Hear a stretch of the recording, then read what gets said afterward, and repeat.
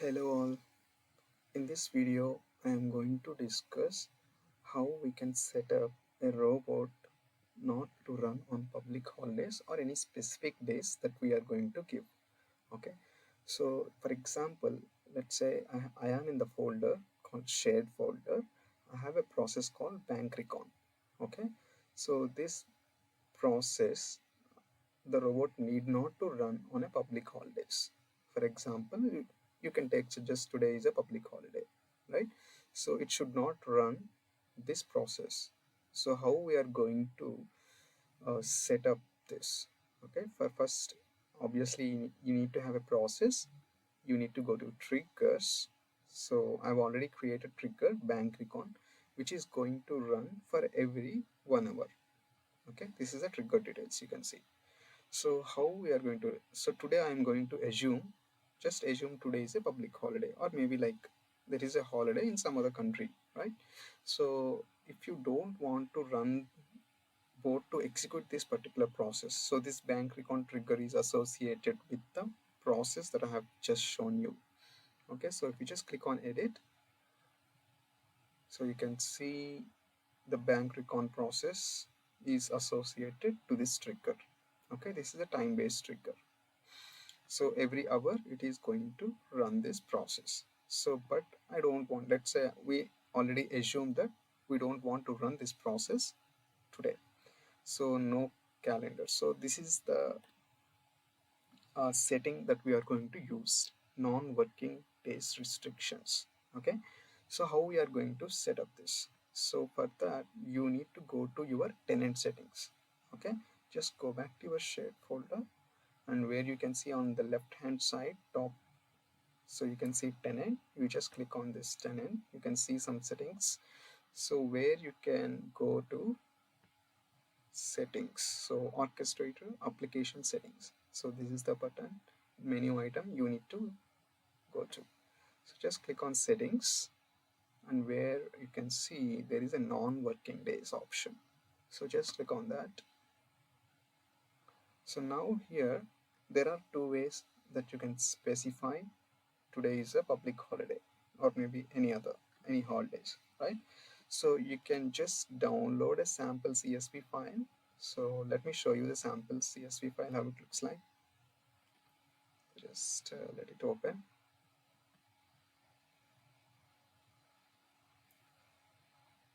So you need to, so this is the format you need to provide. So these are the excluded date, that is the header name. So here you need to provide all the date range. So let's say, so now the robot is assuming that, so this is the first 8 is holiday, second, third, right? So you can specify the number of dates, you can, how many you want, you can specify. So other way, let's take another approach. So how we can do it? So you have a calendars, right? Just click on this plus symbol. So that is nothing but add. So add a calendar. I'm just saying that. So today public holidays. So you can add a number of holidays in this. So let's say today is a public holiday, and also tomorrow I will consider as a public holiday, just for in case. And also you can mention, even if you don't want to run on Saturday, Sundays, you can come this, you can view this calendar and you can mention all this Saturday, Sunday, right? So 3 days I have marked as a public holidays. So 25th, 26th, 27th. Just save.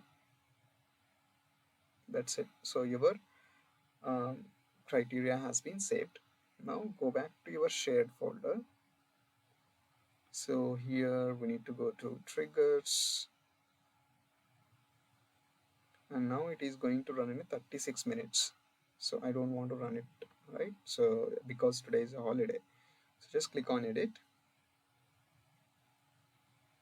So here it's actually saying that no calendar selected. So you selected, so you need to click on this drop down and you have to select this public holidays that we have just created.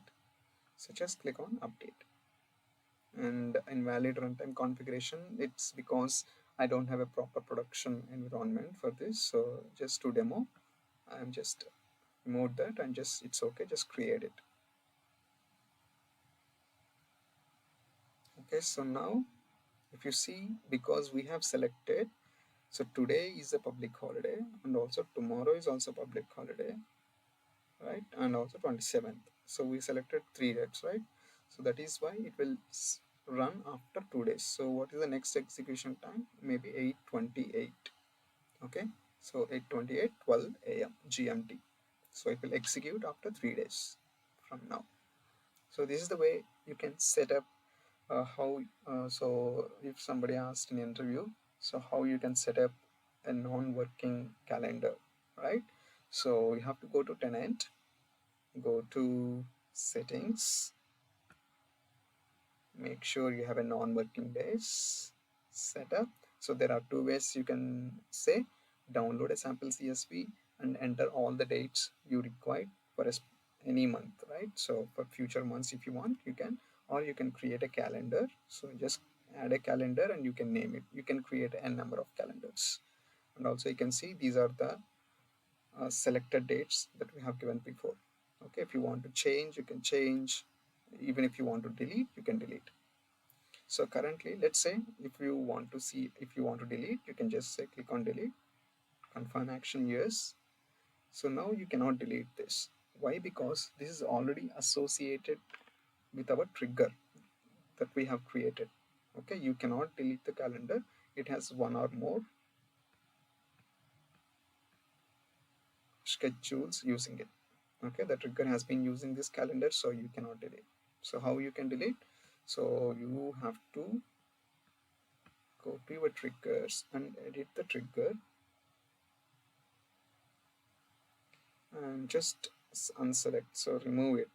So how you can remove? Just click on this cross, clear selection, just update, create, and now you can able to delete your calendar. So go to your tenant settings and non-working days, and now you can see delete. Just click yes. So that's simple, right? So hope you guys learned something new today. So thank you so much for joining up to here. So have a great day again. So